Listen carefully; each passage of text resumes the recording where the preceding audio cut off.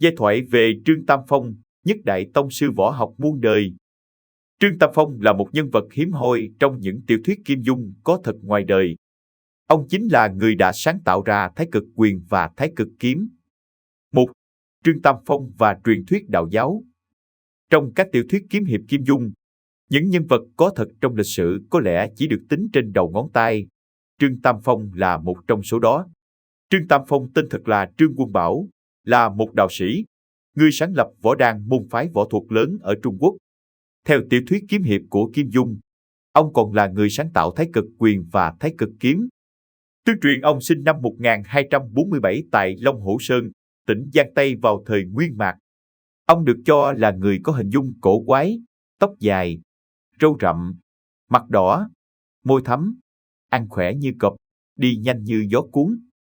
Mặc dù được biết đến là tổ sư võ đan, kỳ thực địa vị và công lao của Trương Tam Phong trong lịch sử đạo giáo còn rực rỡ hơn nhiều. Đạo giáo bắt đầu từ đời Kim và Nguyên, dần dần chia ra làm hai nhánh lớn là Chính Nhất Giáo và Toàn Chân Giáo, một ở phương Nam, một ở phương Bắc, đại để họ lấy vùng Nam Bắc sông Giang sông Hoài làm ranh giới. Chính Nhất Giáo là tên gọi tắt các phái sùng bái quỷ thần, vẽ bùa niệm chú, đuổi ma trừ tà, còn Toàn Chân Giáo chú trọng vào đạo đức tự thân và tu dưỡng hành công. Trương Tam Phong chính là người có công lớn dung hợp hai nhánh của đạo giáo vào thời cuối nhà Minh đầu nhà Thanh. Vị ẩn tiên tiêu diêu tự tại Trương Tam Phong là người hành tung vô định, một đạo sĩ thần bí. Trương Tam Phong có phong tư khôi vĩ, mắt lớn tai to, râu dài tới rốn. Bất cứ thời tiết nóng hay lạnh, ông chỉ mặc một áo nạp và một nón mê.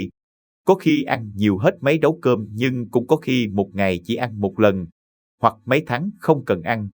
Vì không chú ý về ăn mặc nên ông còn được người ta gọi là Trương Lạp Thác, bẩn thỉu.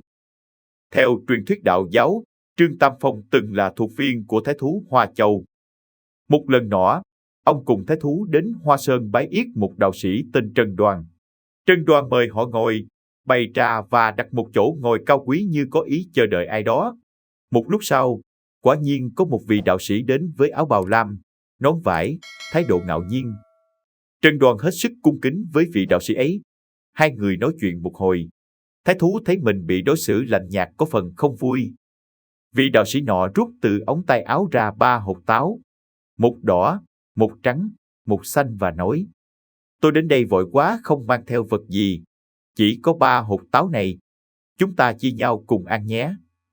Rồi tự ăn một hột màu đỏ, hột trắng chia cho Trần Đoàn, hột xanh cho viên thái thú. Thái thú cho rằng đạo nhân khinh mình nên trao hột xanh ấy cho Trương Tam Phong. Trương Tam Phong ăn liền và lập tức thấy tinh thần như đổi khác, thân thể nhẹ nhàng, khỏe mạnh hẳn lên.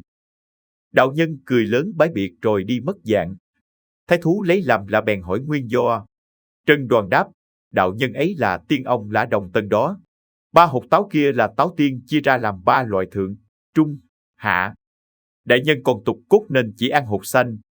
Đạo tu thân không thể một bước lên trời được mà phải tiến theo tuần tự, dục tốc bất đạt mà. Thái thú nghe xong lấy làm ân hận vì mình đã bỏ mất cơ duyên vào tay Trương Tam Phong. Hay, Trương Tam Phong, nhất đại tông sư võ học muôn đời. Trong các môn phái võ thuật ở Trung Quốc thì hai phái nổi tiếng nhất chính là Võ Đan và Thiếu Lâm. Một phái Nam, một phái Bắc, một phái đạo gia, một phái Phật gia. Nói đến Thiếu Lâm không thể không nói đến Đạt Ma Tổ Sư. Nói đến Võ Đan không thể không nói đến Trương Tam Phong. Núi Võ Đan là đại bản doanh của Trương Tam Phong tu luyện và truyền đạo. Ông vào núi Võ Đan rồi nhưng chưa công khai tự lập môn phái, chỉ lấy danh nghĩa là đạo gia Du Phương từ nhận đệ tử. Sau niên hiệu vĩnh lạc, các đạo sĩ ở núi Võ Đan đều thờ Trương Tam Phong là tổ sư phái Võ Đan. Khác với những phái đạo gia khác, Võ Đan coi trọng tu luyện nội đan, đối lập với ngoại đan điều chế dược thảo bằng lô đỉnh để chế tạo thành thuốc trường sinh bất tường. Trong các tiểu thuyết võ hiệp Kim Dung, Trương Tam Phong vốn là một đệ tử Thiếu Lâm.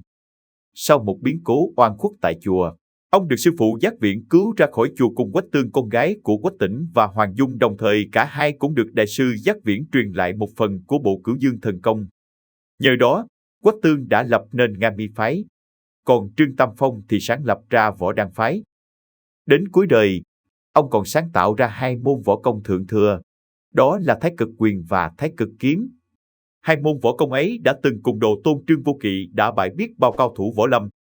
Dù chưa biết thực hư nhưng bằng sự nổi tiếng của phim và truyện Kim Dung, nhiều người tin tưởng rằng chính Trương Tam Phong là người sáng tạo ra Thái Cực Quyền và Thái Cực Kiếm. Tuy nhiên, trên thực tế, nguồn gốc, người sáng tạo ra môn Thái Cực Quyền đến nay vẫn còn là một điều gây nhiều tranh cãi. Nhưng có một điều không ai có thể phủ nhận, đó là nói về võ đan, không thể không nhắc tới nội gia quyền. Nói về nguồn gốc nội gia quyền, lại có rất nhiều sự việc nhuốm màu huyền bí. Tương truyền, có một đêm Trương Tam Phong nằm mộng thấy Chân Vũ Đại Đế. Chân Vũ Đại Đế đã truyền dạy cho ông một môn quyền pháp.